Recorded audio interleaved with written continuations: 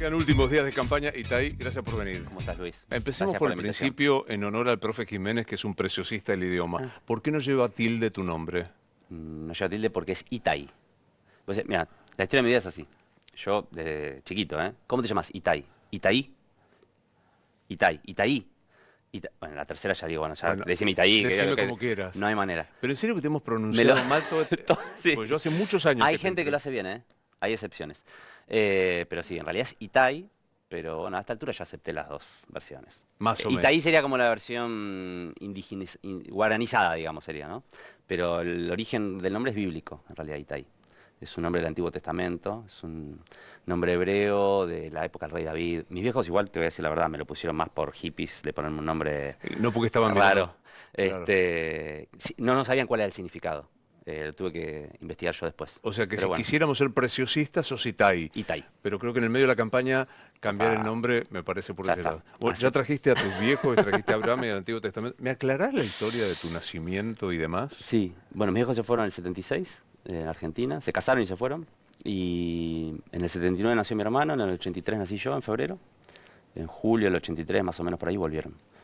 Yo tenía, sí, 5 o 6 meses. Después vivimos unos años en Italia, bueno, en fin, pero eso. Pero fueron a Israel. Claro, se fueron a Israel. Exiliados. Exiliados, bueno, como tanta otra gente, ¿no? Se armó todo un revuelo. Me lo preguntás por el revuelo que se armó Pero en es las redes. que para mí fue, insisto, te Mira, entrevisto hace muchos sí, años sí. y nunca había... No, lo conté muchas veces, pero el revuelo se armó porque un grupo de tuiteros, viste, estos que instalan agenda, salieron a instalar que yo escondía mi origen judío o que no me dejaban decirlo, qué sé yo. Con esta tesis, para mí un poco descabellada, que es que el electorado peronista es nazi, entonces no me votarían si se entera que soy judío. Una cosa que a mí me parece una pavada total, yo les contesté y lo hablé en varios programas de televisión. Después nos siguieron.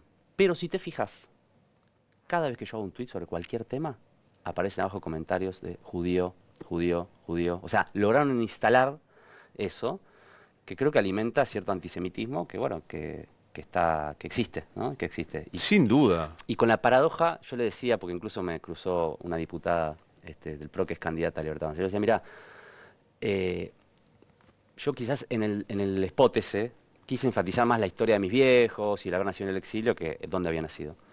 Pero yo le decía, si yo hubiera nacido en España, o en Italia, o en México, no importa, o en Chile, no importa, habría un montón de gente diciéndome, ¿por qué escondes tu origen? Decí dónde naciste. Te aseguro que no, te aseguro que no. Entonces yo le decía, mira, fíjate, porque vos vas en una lista que la encabeza un señor que tiene una denuncia de la DAIA por antisemita. Y perteneces a un gobierno que tiene un ministro de Justicia que estuvo preso por encubrir el atentado de la AMIA. Entonces, ¿Hablas de ojo, Ahmed Chet? sí, que fue una de las que me salió a cruzar. Después nos siguieron más. Yo creo que con mi respuesta no siguieron más, pero un montón de gente hasta el día de hoy me sigue poniendo judío, judío, judío y a veces otras cosas, ¿no? Que no quiero reproducir acá. Te las podrás imaginar. Bienvenido al club de los insultados. O sea, sé bueno, de qué se trata. así es. Pero quiero decir, sos judío por tradición. Soy judío por observante, familia, no tengo práctica religiosa, no. Soy judío laico, digamos, como se dice. Yo sé que lo interpreté exactamente al revés. Como yo creo que la izquierda argentina es antisemita. Pensé que te estaban pegando por ese lado, como diciendo, negás el judaísmo porque estás con Hamás, porque estás con Palestina. Me pegan de todos lados, igual como suele pasar con estas cosas. No, yo no creo que el antisemitismo sea patrimonio de una identidad política en particular. Si me apurás, creo que históricamente en la Argentina estuvo más asociada a la derecha, ¿no? Históricamente en la Argentina. Pero más allá de eso, tampoco quiero hacer una discusión partidista, digamos. Pero no, yo nunca escondí mis orígenes, tampoco voy a mentir, digamos. Yo soy argentino, es mi única nacionalidad, viví toda mi vida acá, más allá de que nací durante el exilio de mis viejos, y mi condición, mi origen judío, sí, es una cuestión familiar, cultural si querés, no soy religioso. Y la verdad, te puedo hablar así con... Es la idea. Me rompe un poco las bolas tener que estar dando explicaciones. Porque, no te lo digo por vos, te digo en general, como... Sí, ¿por qué tengo que estar explicando algo? ¿No? Porque siempre hay como un manto de sospecha, ¿no? Como una lupa de decir, bueno, no, loco, no tengo nada que esconder. Ahora, cuento mi identidad de la manera que yo la siento, ¿no? Y es que es el único modo. O sea, sí.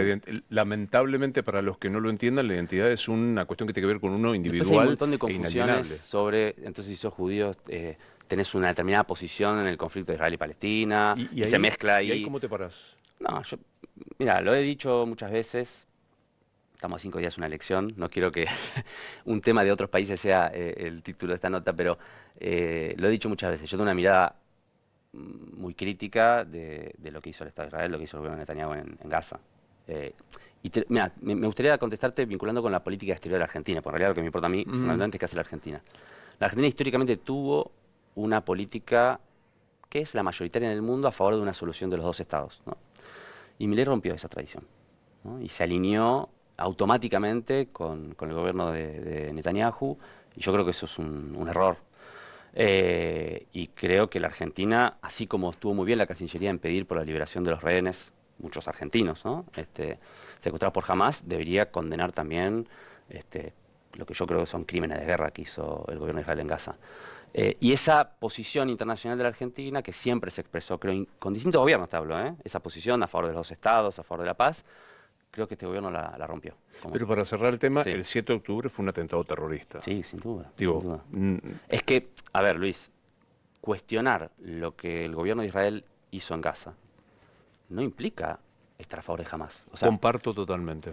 pero vivimos en un mundo donde parece que si ¿Sabes vos... por qué te decía lo de la izquierda antisemita? Sí. Porque yo estaba en el debate presidencial Sí. donde terminaría siendo Milei el presidente.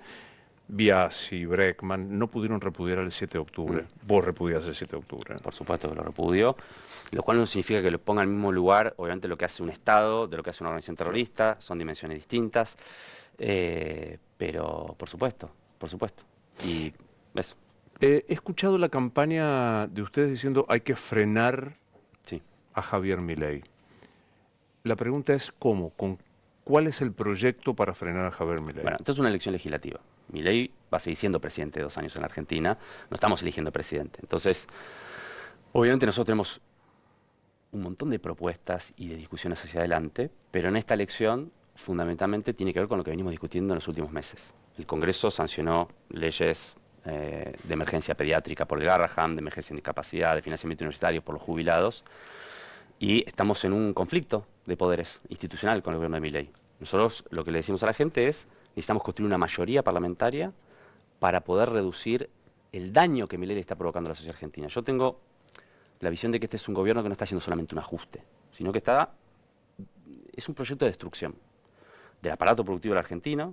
Yo me recorrí en esta campaña un montón de empresas, no sé si vos hablas con empresarios, pymes, te dicen, esto no lo viví nunca, entre la caída del consumo y la apertura de importaciones estamos fundiéndonos. Entonces, una destrucción del aparato productivo, de instituciones importantes. Yo creo que si Milei avanza en destrucción, no sé, del Garrahan o de las universidades públicas, no es que después viene un gobierno, aprieta un botón y vuelven a existir, ¿eh? Lleva muchos años, décadas a veces construir esas instituciones. Y ahora le agrego un condimento más, que es esta suerte de cesión de la política económica en el secretario del Tesoro de Estados Unidos. Entonces, lo que te quiero decir con todo esto, Luis, es, no es una elección legislativa normal. Para mí no es una elección legislativa normal. No nos jugamos solamente un diputado más o un diputado menos, nos jugamos si la Argentina, la sociedad argentina, avala este proceso de destrucción y de, te diría, humillación nacional, o si le ponemos un límite. Y Fuerza Patria es el instrumento que tiene la sociedad para poner un límite, como lo tuvo en la provincia de Buenos Aires para poner un límite al gobierno. Obviamente, la discusión hacia el 2027 va a ser otra, va a ser de proyecto de país, y ahí nosotros tenemos el desafío, cuando digo nosotros me refiero al campo nacional popular, el peronismo, Fuerza Patria, de construir una propuesta. Y yo no milito solamente para frenar a Milei, digo. Pero dijiste algo que me parece interesante, que no todos dicen abiertamente. Nosotros creemos que debe terminar su mandato dentro de 2 años. Palabras, Sí. va a gobernar 2 años más. Sí. ¿Hay alguna causal para vos, antes de ser diputado, de juicio político para Milei? Mira, cuando fue la estafa Libra, nosotros pedimos que se constituya la comisión de juicio político. No sé si te acordás que hubo un lío con la comisión esa. Sí, que finalmente se constituyó tarde. De la Libertad Avanza, además. Porque te acordás el lío. ¿Qué? ¿Perdón? Interno de la Libertad Avanza fue el sí, lío. sí. Bueno, terminó a las trompadas en un recinto. Cosas insólitas que hemos vivido en estos 2 años. Ahí nosotros pedimos que funcione la comisión de juicio político. Que, ojo, que funcione la comisión de juicio político no significa que lo vas a destituir. Es el organismo que tiene el Congreso para investigar. Porque fue un hecho muy, muy grave. Ahora, nosotros no vamos a ser parte de ningún golpe de palacio, que en la Argentina, si hay sectores que están conspirando, te puedo asegurar que están mucho más cerca de Milei que de nosotros. Te puedo asegurar. Si hay sectores que en la Argentina están pensando en una salida O anticipada, sea, el club del helicóptero está más cerca de los grupos financieros que de de los grupos, San José 1111. pero muchísimo más, muchísimo ¿Dónde más. estás vos? ¿Estás cerca de San José 1111? ¿Más lejos? Sí, a ver, nosotros somos parte de un espacio amplio, que es Fuerza Patria, donde la referencia de Cristina para mí es eh, muy importante, indiscutible. Aparte de la situación actual que está atravesando, que desde mi punto de vista es una situación de proscripción política, ¿La condena? sí, sí, sin dudas. Yo creo que el juicio contra Cristina, no soy abogado, no voy a, los tecnicismos por ahí no los conozco, pero me parece que tiene un condimento político muy evidente. ¿De verdad me decís, te tengo por una persona muy inteligente? Sí.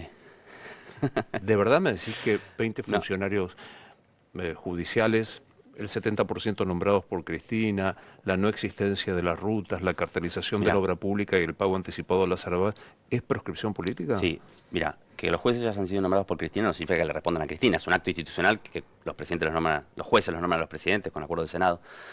Esos mismos jueces estaban jugando al fútbol en la quinta de Macri, ¿no? Y viajaron al lago escondido. Discutan. Entonces, lo que digo es, no tenemos un poder judicial y mucho menos una Corte Suprema respetada y que se considere independiente o neutral o equidistante.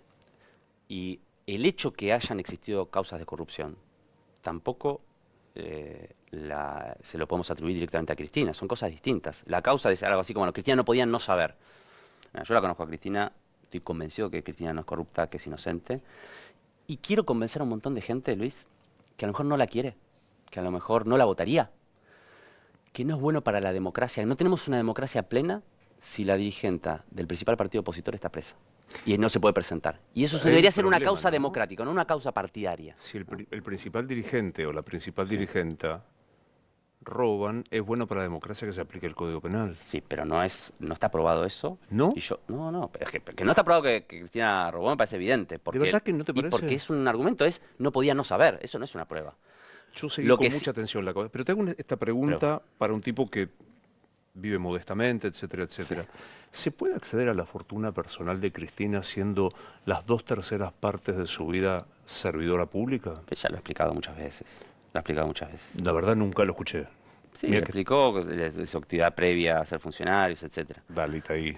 Pero de verdad, no sé por qué. Yo te digo de verdad, porque tuve la suerte, aparte de estar varias veces con ella en este último tiempo, conozco a ella, conozco a Máximo, no son personas corruptas. Son 5 personas que le millones de dedicaron la dólares en militancia. efectivo como anticipo de herencia a una persona. Solo ese dato. No te digo hoteles, no te digo obra pública. ¿Te parece que se puede ejerciendo la profesión? Pero estoy seguro que hay gente que ejerce la profesión que tiene mucho más que eso, muchísimo más que eso. Insisto, yo te lo digo de verdad, no miento, estoy muy convencido de lo que estoy diciendo. Creo que el sesgo político de esta cosa es muy evidente. Creo que no tenemos una justicia verdaderamente plena e independiente en la Argentina. Y por eso creo que Cristina es inocente y que tiene que estar libre y que es la sociedad la que tiene que juzgar con su voto, ¿no? Porque acá hubo una judicialización de la política, creo que bastante extrema, que creo que no le hace bien. No le hace bien a En la a la República democracia. suelen juzgar los jueces. Sí, pero tienen que ser jueces justos, imparciales. Vos fíjate, la Corte Suprema, ¿cuánto tardó en dejar firme el fallo de Cristina? 20 días, 30 días. No, tiene una causa, tiene más de No, 10 la años. Corte Suprema. La Corte Suprema. Desde que le llegó a la Corte Suprema, 20 días Yo justo. te concedo que tiene una velocidad para algunas cosas y para las otras. Fred Machado, 3 años. El fondo, te lo concedo. El Bueno, fondo de la cuestión. Dos es de decir, esos 3 jueces aceptaron ser nombrados por decreto. No, no es ¿no? cierto. ¿Cómo que no? Sabes que no, los propuso Macri a... No, lo sacó Ros- Macri por decreto. Después, Espera, con el los aprobó. ¿Sabes quién fue el miembro informante de la aprobación de los jueces? Sí. Oscar Parrilli. pero eso fue No de- lo veo muy pero eso fue de- antikirchnerista. pero eso fue después de que Macri los puso por decreto y No, después no es tuvo cier- que ir no para los atrás al puso, Senado. No es cierto, no los ¿Cómo que puso. no? Nunca propuso el decreto que nunca entró en vigencia. Bueno, pero Mandó ellos los pliegos, aceptaron que su nombre lo estén apoyó ahí. el peronismo, el partido que vos... ¿Sabes cuántos votos? Justo es un tema que me Sí, sí. importa mucho por deformación profesional. Sí. El bloque mayoritario que apoyó Sí, a los sí. dos jueces El fue el peronismo. jefe del bloque del peronismo después fue el candidato a vicepresidente de Macri. Sí, no, conozco la historia. Parrilli fue el miembro informante. Decime que Pero Parrilli eso- se hizo de la pero libertad eso- avanza y me desmayo en este instante. No, no. Pero eso no quita lo que yo dije. que es que esos dos jueces aceptaron ser nombrados Sí, en un decreto. correcto, pero no fueron nombrados Entonces, por bueno, pero decreto. habla de su falta de imparcialidad. Vos si vas a ser juez de Corte de la Suprema, no podés aceptar eso. No podés aceptar eso. Comparto 100%, lo dije con García Mancilla, lo dije en aquel momento, nombrados fueron por ley, como dice. Pero digo, para cerrar la cuestión, Bien. ¿te sentís referenciado por Cristina Fernández? Me siento referenciado por Cristina, me siento referenciado por todos los referentes de nuestro espacio, por Axel. Bueno, yo pertenezco a Patria Grande, cuyo referente principal es Juan Grabois, a quien conocés. Sí, estamos todos juntos en esto. Obviamente que hay matices, que hay diferencias, que hay discusiones. Es normal, es saludable en cualquier movimiento amplio, hay contradicciones. Pero yo confío en que nosotros vamos a construir un proyecto para el 27. Es más, te digo más. No soy partidario de fingir demencia respecto a lo que pasó con Alberto, ¿no? O sea, yo creo que fue una experiencia fallida, que nosotros hicimos un muy mal gobierno y que hacia el 27, a diferencia de lo que pasó en el 29, donde solamente fue vamos a ganarle a Macri, para el 27 nosotros tenemos que tener un proyecto de país muy claro, con un programa, con 5 o 10 puntos, con cosas concretas, qué vamos a hacer con la deuda con el FMI, qué vamos a hacer con la política, qué tipo de industrialización necesita la Argentina, la política de vivienda, la política del mundo del trabajo. Creo que eso es a lo que nos tenemos que abocar en los próximos 2 años y después vendrá la discusión de quién tiene que ser candidato a presidente, que será una discusión subsidiaria. Pero el Veamos, desafío de hoy es poner un límite a esto. veamos eventuales escenarios parlamentarios. Dale. Baja la imputabilidad penal. Bueno, yo creo que hay mucha demagogia con eso. No podemos hacernos los tontos que es un problema real. Es decir, cuando digo problema real, que es que vos agarrás un pibe de 15 años, a lo mejor pasado de falopa y que mata a alguien y el Estado tiene que hacer algo con eso. A veces se asocia nuestra posición como si fuera decir, bueno, no hay que hacer nada porque es inimputable. No, tiene que hacer algo. Tiene que haber instituciones que puedan atender a esos pibes. Pero creo que hay mucha demagogia de pensar que con la baja de la edad de imputabilidad se resuelve el problema. Si vos no tenés una política real de atención de los consumos problemáticos, de reinserción de esos pibes después en el mundo del trabajo, mira, podés bajar la idea de imputabilidad a 0 si querés. No vas a resolver el problema, ¿no? Entonces creo que hay como una bandera demagógica que es bajemos la idea de imputabilidad y se resuelve el problema de la seguridad, y creo que es falso. Como Conozco, principio, no. no como solución aislada. Creo que hay que tener una política integral.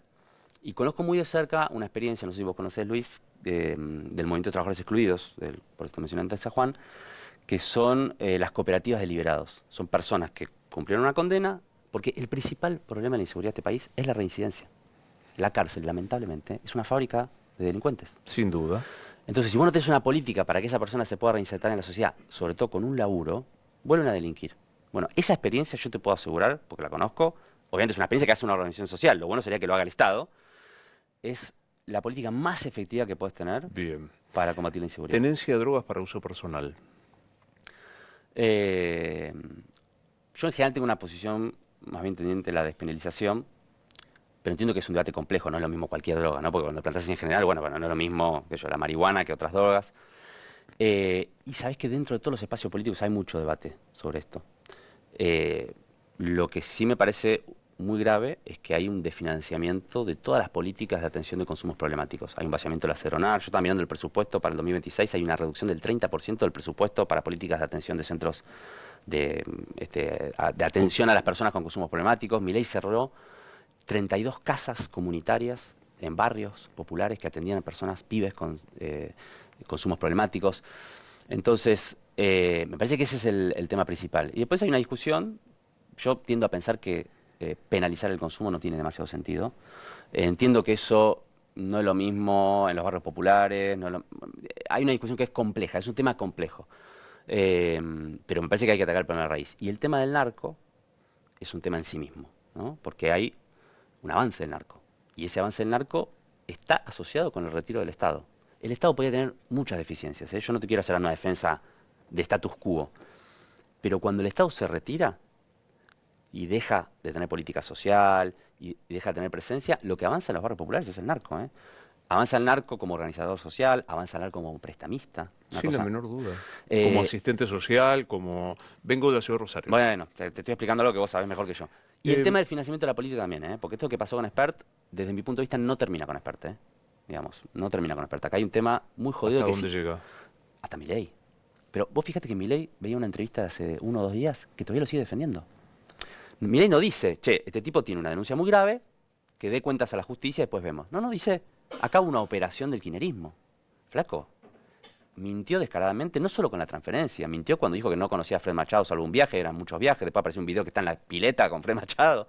Y la candidata en Río Negro de la Libertad Avanza, que es candidata a senadora ahora, que es la mujer de Sicarelli, que es el primo de Fred Machado, testaferro de Fred Machado. Investigada por la compra de eso. Y que estuvo presa en Estados Unidos por tenencia de cocaína. Y Milei, que comparte abogado con el narco. Entonces... Para preguntarlo directamente, ¿vos crees que parte de la Libertad Avanza puede estar financiada por el narcotráfico? Sí, yo creo que la Libertad Avanza es la puerta de entrada para el financiamiento de la política del narco en la Argentina, que es muy grave porque cuando vos mirás otros países, tuvo consecuencias que después son difíciles de revertir, ¿eh? Vos, bueno, no te voy a explicar a vos qué es el narco, pero cuando llega y se instala en un barrio, en la política, en el Poder Judicial, después es difícil de sacar, ¿no? Entonces, me parece que lo que tenemos que evitar nosotros es eso. Tenemos que evitar que el narco se instale en la política argentina. Yo creo que en este caso, Milei no dio explicaciones convincentes, como no las dio ningún... Mira, causa Libra, todavía Milei no pudo explicar, hace 8 meses fue, de dónde sacó la información para hacer el tuit. Es una pregunta muy simple, ¿eh? Él dice, la vi por ahí. Y todos los peritos informáticos, algunos vinieron a la Cámara de Diputados, explicaron que la primera persona en colocar esa información en la red social fue Milei. Entonces, la pregunta es muy simple. ¿De dónde sacaste la información? No la puede contestar. Tema Andis, que además lo involucra a Spert porque Spagnolo era muy cercano a Spert. El tipo tiene la mayor cantidad de entradas a la Quinta de Olivos y a la Casa Rosada. ¿De qué hablaban? ¿De ópera? Entonces, y llegaban directamente a la hermana, ¿no? A las coimas de Karina. Y tema narco, por lo que acabo de decir, comparte abogado con el narco, lo decide defendiendo a Spert. Entonces, me parece increíble que Milei no pueda ensayar una respuesta convincente cuando la cantidad de estafas y escándalos son muchos. Esa es tu cámara, ¿por qué tiene que votarte el porteño? ¿Le hablo a la cámara? Bueno, necesitamos realmente que esta elección la sociedad dé un mensaje. Y el mensaje es que no queremos que la Argentina esté humillada por el presidente que tenemos en los Estados Unidos, que no queremos una Argentina que descarta a los jubilados, a los discapacitados, que quiere destruir universidad pública, que quiere destruir el Garrahan. Necesitamos una Argentina que defienda a la sociedad que está pasándola muy mal. Y si Milei, si el mensaje de la sociedad es de rechazo, si Milei y la Libertad Avanza pierden las elecciones, cambia la situación política de la Argentina, cambia la historia. Cada voto cuenta para eso. Entonces, concentrar los votos en Fuerza Patria, votar a Fuerza Patria, es el instrumento que tiene el pueblo argentino para dar un mensaje contundente de que no quiere más de esto. Y después empezaremos a construir lo que se viene para el 27. Entra por ahí Javier Milei, ¿qué le decís? Le diría que se está convirtiendo en el peor presidente de la historia argentina.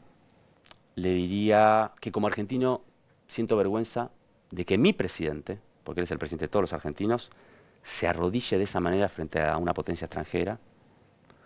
Y le diría que si bien fue electo para ser presidente, no es un monarca. Él juró por una constitución y tiene que respetar esa constitución. Tu colega del otro lado de la General Paz, Tayana, dijo que Venezuela es una democracia con fallas. Sí. Mira, faltan 5 días para las elecciones, Luis. No quiero que el título de esta nota sea un calificativo sobre el gobierno de otro país.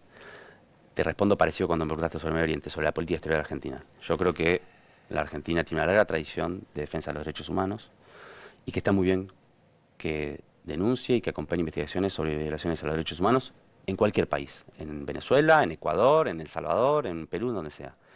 Y también creo que la Argentina tiene una larga tradición de rechazo a cualquier tipo de injerencismo o de agresiones militares de los Estados Unidos a un país latinoamericano. Entonces, me parece que la Argentina se debería mantener en esa posición. Otra vez creo que Milei no está yendo por ese camino. Pero digo, a 5 días o a 5 años te lo preguntaría, ¿hay democracia en Venezuela? Bueno, cuando fueron las elecciones, hasta la propia Cristina, ¿no? Creo que fue también Lula, que era presidente de Brasil, y López Obrador, que era presidente de México, dijeron, che, muestren las actas. Y no las mostraron. A ver, está claro que Venezuela no es el modelo que yo quiero para la Argentina. Pero, insisto, estamos a 5 días de una elección. Yo creo que la elección del domingo, lo más importante es lo que pasa en la Argentina, y que me gustaría que la política exterior de la Argentina mantenga la trayectoria de nuestro país, que ha mantenido con distintos gobiernos, que es no entrometerse en los asuntos internos de otros países, rechazar cualquier injerencia militar y, por supuesto, acompañar denuncias de violaciones a derechos humanos en cualquier país del mundo. ¿Quién sos? Soy un vecino de Parque Chacabuco, donde vivo con mi mujer, tengo 2 hijos chicos que van al jardín público. Soy economista, estudié en la UBA, soy docente de la UBA y de otra universidad nacional.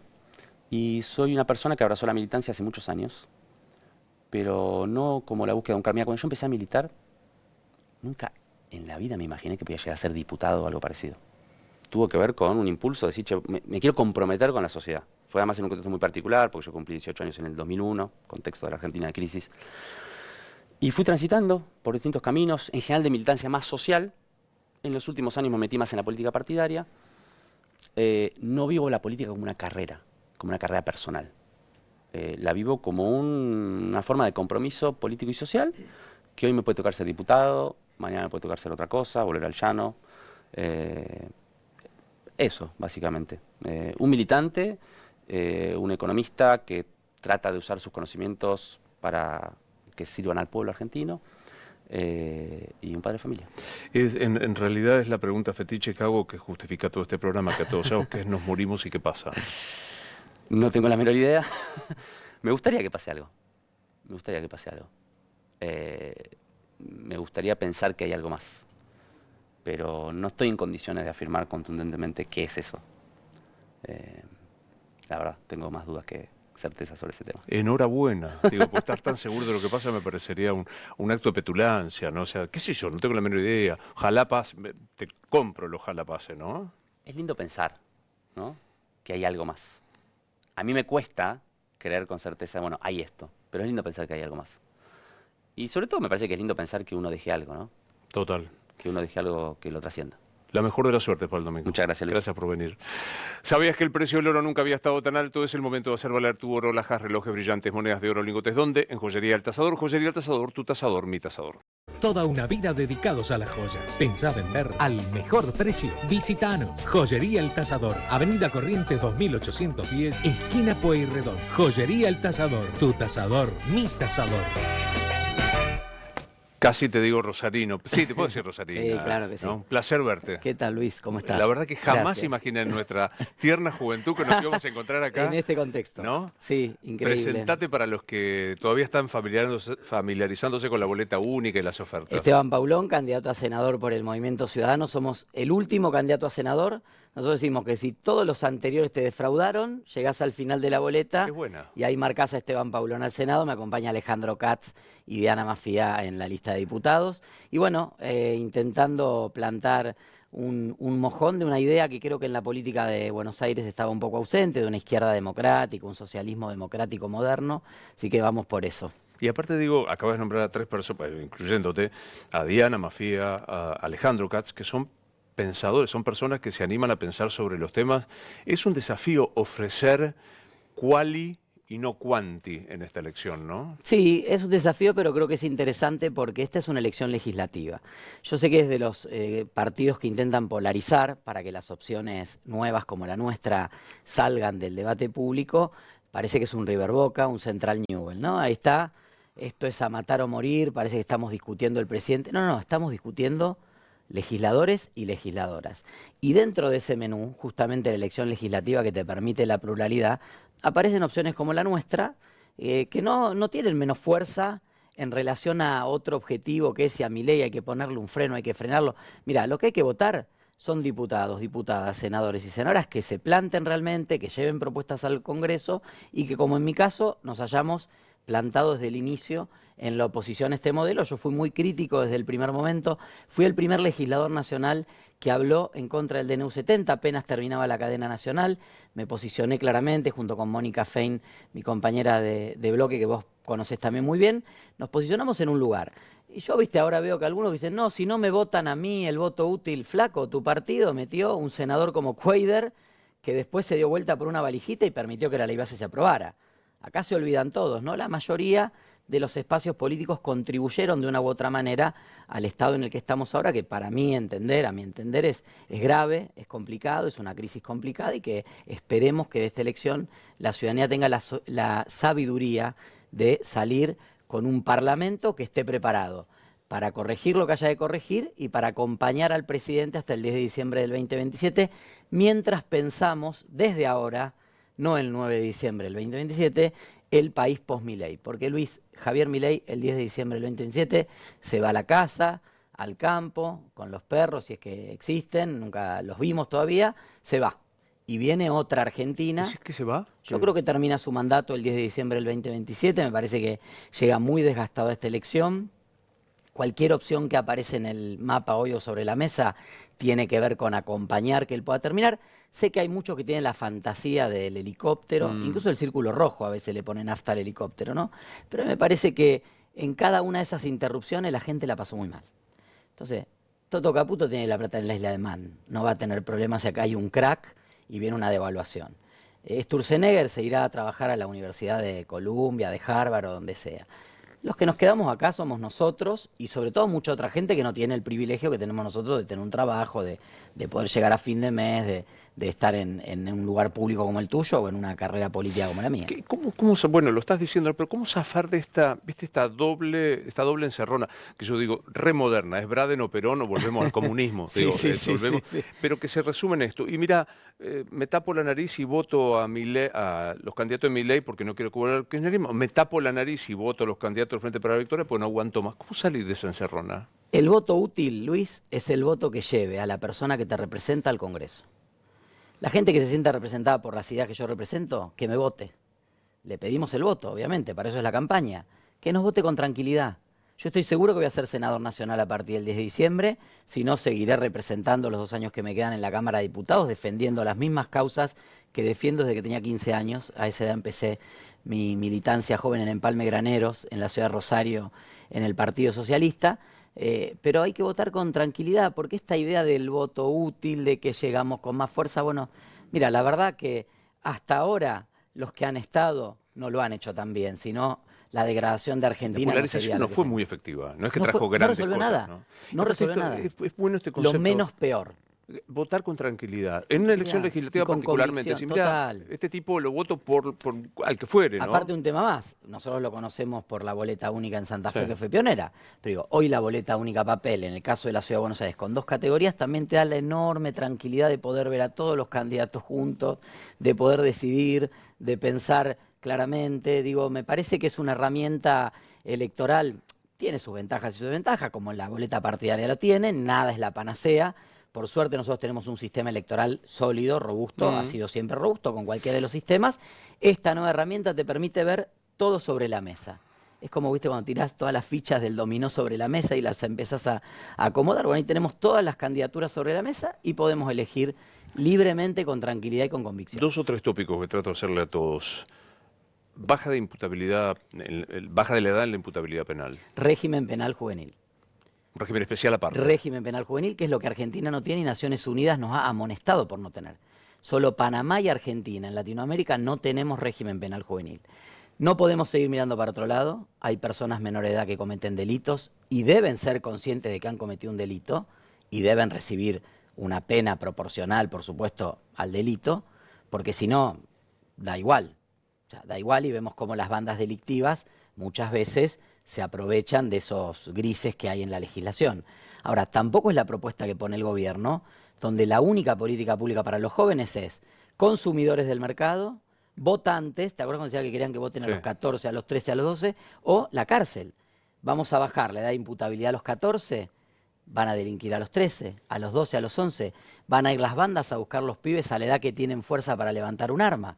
Entonces tenemos que pensar en un régimen especial que se llama régimen penal juvenil, existe en el mundo, Claramente. No hay que inventar la pólvora. Yo sé que a Patricia Bullrich le encanta hacer anuncios muy floridos para la campaña, pero la verdad es que el consenso internacional va por ese lado, que es un sistema que tiene políticas de restitución, políticas de reparación, que tiene obviamente las cuestiones vinculadas a la libertad y a la capacitación, al acompañamiento. Bueno, es un régimen especial. Ahora, un tema que es importante, hay que invertir, porque en el Estado, quienes hemos pasado por la administración del Estado lo sabemos, la idea o la voluntad política se llama presupuesto. Este gobierno que no quiere nada con el Estado, ¿para qué quiere la baja de la edad de imputabilidad como llaman ellos y como es el proyecto? ¿Qué inversión pública va a haber para que los pibes y las pibas tengan oportunidades? Para que haya contención, para que el Estado vuelva a determinados barrios, para que no tengan que terminar como soldaditos, como un único destino. Entonces, discutamos todo. Discutamos el financiamiento de las políticas públicas para la infancia y discutamos un régimen penal juvenil. Estoy totalmente a favor, de hecho, era asesor de una diputada socialista, Silvia Burger, también la conociste cuando era presidenta de nuestro bloque en el año 2007. Yo fui uno de los redactores para su equipo de nuestro propio proyecto de régimen penal juvenil. Despenalización de la tenencia de droga para uso personal. A favor, sin duda. No hay mucha explicación para dar ni nada muy largo. Por supuesto que hay personas que tienen un consumo problemático de algunas sustancias. El Estado ahí también tiene que estar y acompañar, tanto el sistema público como el sistema privado. Por supuesto que esto puede generar algunas conductas adictivas, situaciones delictivas. Bueno, veamos en cada caso. Ahora, hay una gran parte de la sociedad, fundamentalmente sectores medios y medios altos, que consumen recreativamente, la fuerza de seguridad no los persiguen porque serán más blanquitos que otro, o tendrán una gorrita, o tendrán otra gorrita, o se pondrán una chombita. En lugar de gorrita, chombita. Bueno, hay una enorme hipocresía en la sociedad. Yo creo en las libertades individuales. Yo soy un socialista liberal. No sé si soy socialista, liberal de izquierda, no sé. En algún momento me voy a ubicar en algún lado.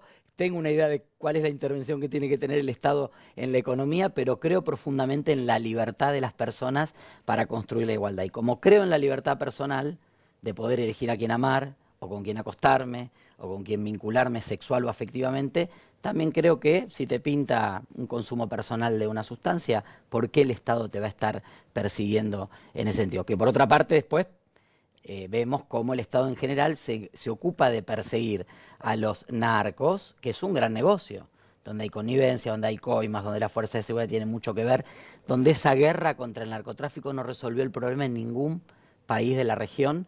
Bueno, aprendamos de las experiencias exitosas.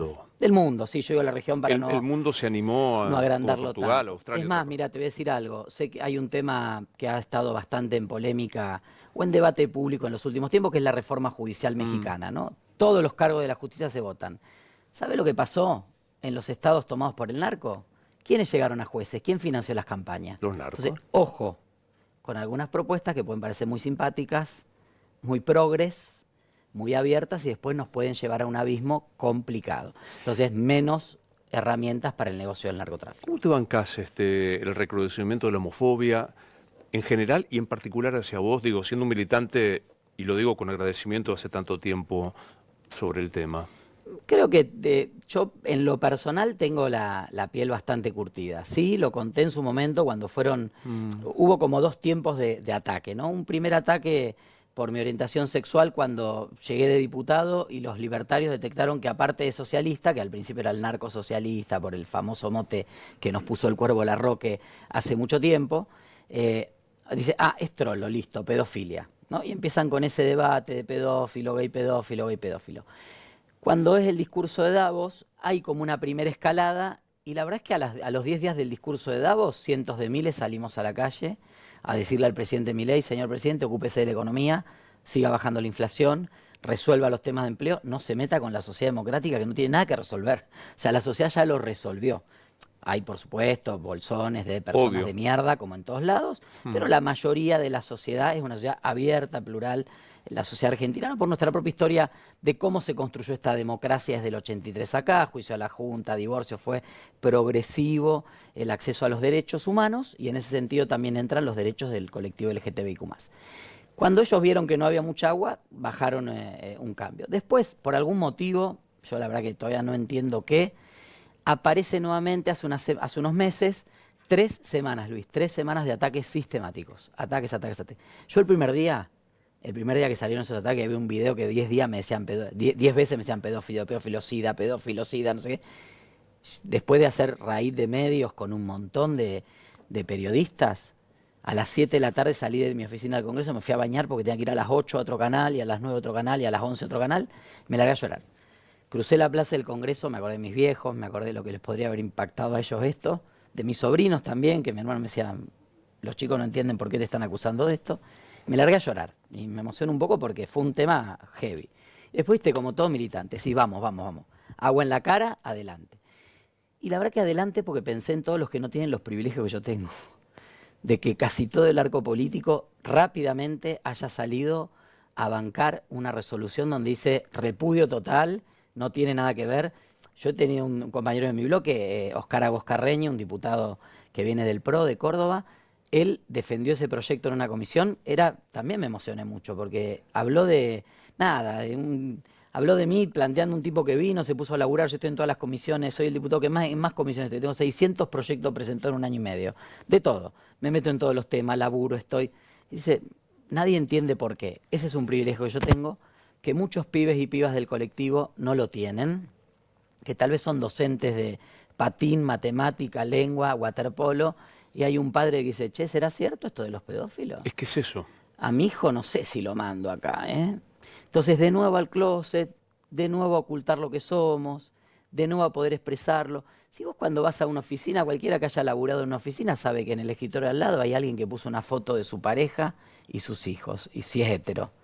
Y te cuenta que el fin de semana me fui con mi mujer a tal lado. Y nosotros, viste, con miedo de lo digo, no lo digo. Más aún ahora cuando, por ejemplo, la ley Bases aprobó o legalizó el despido discriminatorio. Hoy a vos te pueden despedir por puto, o por embarazada, o por tener una discapacidad sin ningún problema, simplemente te tienen que pagar el doble de indemnización. Eso es parte de la reforma laboral o inicio de reforma laboral que se metió en su momento en la ley base. Entonces creo que por toda esa gente que no tiene el privilegio que yo tengo, que me puedo sentar a una banca y decir soy maricón y me la banco, por todos ellos y por todas ellas es que dije acá hay que dar un debate y un debate en sentido pedagógico. Porque necesitamos explicarle a la sociedad por qué es mejor una sociedad democrática y una sociedad plural. Y creo que, bueno, nada, es la tarea. Yo de chiquito no fui docente de casualidad, pero mi acción cotidiana siempre es tratar de explicar para tratar de entender yo mismo también. Alguna vez le escuché a Susy Shock decir, hay que volver a explicarlo. Hay que volver a explicar, tantas veces sea necesario, tantas veces sea necesario. Es difícil para el que no es militante. Uno tiene una gimnasia, desarrollas conceptos, desarrollas formas. Bueno, nada, lo mismo me pasa a mí en la cámara. Si voy con un cartel, si voy con una remera, son partes es fruto de ser parte de un colectivo que luchó por la visibilidad y que sabe lo importante que es la visibilidad, y más aún en 257 diputados y diputadas, si no te haces visible no te ve nadie, y no es lo personal, no es para que una señora en el subte me diga fuerza, fuerza, vamos, es porque uno representa una causa, una idea, en mi caso las ideas del socialismo democrático. Bueno, ¿cómo hago para que me vean, para que se escuchen mis ideas? Viene un neozelandés y te dice, Esteban, que defíname a Milei. Un monigote a esta altura del partido. La verdad que ha perdido autoridad. Yo lo veía a Luis en los últimos días en esa conferencia de prensa, entre comillas, de Donald Trump, de espaldas a los medios, sin intérprete. Vos has cubierto actividad oficial de presidentes extranjeros en Argentina y argentinos en el extranjero. Que no te pongan un intérprete es porque no les interesa que les digas ni la hora. O sea, no te van a preguntar ni si afuera hay sol o llueve. Entonces, hay una degradación y una depreciación del rol del presidente que a mí me preocupa mucho. Y entonces yo me pregunto, ¿quién toma las decisiones? ¿Quién está a cargo? Cuando el día uno de los peores días de la corrida cambiaria hace 2 semanas, que el gobierno tuvo que vender 200, 300 millones de dólares para que el dólar no se disparara, a las 12 del mediodía, hora clave en los mercados financieros, el presidente estaba haciendo una prueba de sonido en el Movistar Arena. ¿Quién gobernaba? ¿Quién tomaba las decisiones de Argentina? Decir que estamos medio lejos en el sur y acá guerras por ahora no hay en la zona, porque la verdad que si no, el comandante en jefe del ejército, tocando la guitarra, cantando como Alf, increíble. Entonces me parece que hay una degradación de la figura. O sea, es un presidente que, esto pasa mucho también en el Congreso, ¿viste? Cuando vos no tenés razón y gritás. El desafío en política es alzar la voz sin gritar, porque si lográs alzar la voz sin gritar, quiere decir que estás diciendo algo interesante y que estás dando un debate con argumentos. Cuando vos gritás como un muñeco, no pasa nada, no estás diciendo nada. Yo digo, presidente, gritando, gritando, exaltado, insultando, ¿qué nos está diciendo? La verdad que un neozelandés creo que se vuelve acá a juntar kiwis. Claro. A Auckland. Entra por ahí Milei, ¿qué le decís? No, le diría que reflexione y que intente. Mira, más que decirle, ¿sabes lo que haría? Lo tomaría de la mano, si me deja, cada uno tiene derecho a elegir sobre su espacio personal, y lo llevaría a recorrer algunos lugares importantes. Lo llevaría a alguna de las escuelas especiales que yo recorrí en este año, por ejemplo. Lo llevaría a alguno de los lugares donde están los jubilados y jubiladas. No a la marcha, no hace falta la marcha. Que vea, que experiencia. De ratos me da la impresión de que es una persona que no ha tenido contacto ni experiencia con la vida real. Cuando vos te sentás con un papá que al borde de las lágrimas te cuenta que está llenando un formulario y no sabe si el año que viene va a tener escuela para su hijo, no porque no haya banco, sino porque va a cerrar la escuela, porque está 300.000 pesos abajo por pibe por mes y las escuelas especiales están desesperados. Yo digo, ahí no te sale no cumplir con la ley de emergencia en discapacidad, no te sale firmar un decreto. Está diciendo algo muy interesante, que el viernes me tocó cubrir en esa marcha en Landís, digo, es el 0.04, entonces hay una ley, o sea, a mí me parece que es, todos los días milito por decir, che, hay una ley con trámite institucional aprobada por las cámaras, vetada, rechazado el veto, está vigente y no se aplica, es de una gravedad constitucional monumental. ¿Por qué lo hacen? Yo creo que hay un relato a sostener y en ese relato a sostener sienten que no pueden conceder nada. Por eso tengo muchas dudas después del domingo, las elecciones, en relación a qué camino va a tomar, porque acá se habla de que Estados Unidos le dijo que Macri le tiene que intervenir el gobierno, el otro no sé qué, si Santiago Caputo va a ser jefe de gabinete, si Huertain se va. Digo, ¿va a tener la capacidad el presidente de ver que tiene que cambiar el rumbo? Vos hablaste de la ley de emergencia en discapacidad y esto mismo aplica. Hoy mismo se cumplió el plazo para publicar la ley de emergencia pediátrica y la ley de universidades. Esas tres leyes cumplieron los 5 pasos constitucionales que cumple la ley. Cámara de origen, diputados, Cámara revisora, Senado. El presidente puede promulgar o vetar. Decidió vetar. Entonces vuelve. Cámara de origen, diputados, ratifica. Cámara de revisora, Senado, ratifica. Los 5 pasos. No hay sexto paso en la Constitución. Es the end of the road. Ahí termina el camino.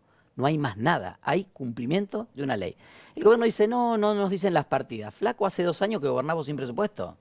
José Luis Esper, el pelado que hay que marcar para votar al Colorado, que lo tuvieron que bajar por sus vínculos narcos, dio una conferencia de prensa el año pasado, en el mes de noviembre, mientras los diputados estábamos en la Comisión de Presupuesto. Dice, no, vean la tele, porque está Esper en una conferencia de prensa en el Palacio, enfrente, nosotros estábamos en el anexo, diciendo, como no hay acuerdo y el presidente no quiere, acá nadie acepta nada, no va a haber presupuesto. Decisión del presidente, no hay presupuesto. Cerró una carpeta y se fue. Entonces, el mismo gobierno que decidió gobernar 2 años sin presupuesto, que encuentra 12.500 millones para imprimir boletas para que no se vea la cara del pelado que tenía vínculo con el narco, o que puede darle 30.000 millones a la CIDE a sola firma, dice que necesita que el Congreso lo asesore sobre dónde están las partidas. Si cuando prorrogó el presupuesto ya decidió que todas las partidas están bajo la decisión exclusiva del jefe de gabinete Guillermo Franco. No hay excusa para no cumplir. Pero si hubiera alguna, por favor, salgan a la calle, vean las familias, vean a las personas con discapacidad, vean a los prestadores. Alguno estará ahí para ganar un mango, obviamente, todo el mundo labura para vivir. Ahora, el amor y la entrega de esa gente, de los prestadores, y la posibilidad de cambio de vida. Vos ves un chiquito, una chiquita que pudo ir a una escuela especial y que encontró y se hizo un grupo de amistad, de pertenencia. El cambio de vida es fenomenal. Solamente alguien que no lo haya visto de cerca puede ser tan insensible. A veces uno dice, si no es por convicción constitucional, es por sensibilidad humana, ¿no? No hay. Yo creo que también Milei en ese sentido es un perfil ideal para este tipo de decisiones. Yo fui funcionario poquito, de 30 y pico años de militancia política, fui 4 años funcionario en el gobierno de Miguel Lifschitz en Santa Fe. Si yo un día no resolvía un subsidio para un inodoro de una piba trans en Tostado, no dormía, me levantaba, le puedo preguntar a mi marido, me levantaba a las 3 de la mañana como diciendo, hoy esto lo tengo que resolver. O sea, si se me pasaba un día, digo, ¿cómo haces para irte a dormir sabiendo que cientos de miles de familias, porque aunque no lo quieran creer, hay 1 millón y pico de personas con discapacidad en Argentina, porque es el promedio regional. Es más, estamos un poquitito abajo de la región, porque hay gente que evidentemente no ha llegado. Después, bolsones de corrupción, como en todos lados. Ahora, no hizo mucho tampoco este gobierno para luchar contra los bolsones de corrupción, porque la idea de la motosierra en el Estado muchas veces dejó afuera a la gente capacitada en la que el Estado invirtió, porque tiene las capacidades para llevar adelante las políticas públicas, pero no en los lugares que son bolsones de corrupción, como por ejemplo la compra de medicamentos, la compra de pañales, la compra de oftalmología. Digo, todo eso sigue ahí no pasó la motosierra. Ahí siempre hay posibilidad de seguir manoteando. ¿Qué es ser socialista 2025? Es creer que la sociedad y el mundo pueden ser mejor que hay que redistribuir la riqueza que injustamente y exponencialmente se ha concentrado, ya no en corporaciones, sino en personas. Estamos ante el primer periodo de la historia, creo yo, donde 2 o 3 personas en el mundo juntan más riqueza que el PBI de muchos países juntos. Hoy no es una corporación, no es como uno lee los libros de historia y dice, bueno, no, la Baring Brothers, no sé qué. Bueno, no. Hoy es Elon Musk. Su fortuna es el PBI de Argentina. Y por supuesto, Argentina, que es el país 40 del mundo. Imagínate muchos otros países más pequeños. Entonces no puede haber tanta desigualdad. El socialismo es una cultura política que se rebela contra la desigualdad desde que nació. Que hoy, la idea que yo tengo del socialismo, cree en que en este sistema de producción y de acumulación de riqueza que es el capitalismo, hay mucho para decir, mucho para hacer y mucho para redistribuir. ¿Quién sos? Un militante, yo, un tipo común. Intento eso. El otro día me pasó con una amiga, colega tuya, que me estaba haciendo una nota y me dice, hablaban del saldo negativo de la SUBE. Y digo, no, tremendo, me vine a tomar, cuando me vine para acá pasé y no tenía, ya no me alcanzaba. Dice, ¿pero cómo? ¿Viniste en subte? Digo, no, ¿en qué voy a venir? ¿En helicóptero? O sea, digo, siempre trato de seguir comprando en el supermercado, yendo a la verdulería, llevo la ropa a lavar, seguir viendo a los amigos. Nada, un tipo común que cree que puede aportar algo para mejorarle la vida en algo a alguien. A veces hacemos y mejoramos la vida de mucha gente, otras veces no nos sale tan bien, pero tengo esa convicción.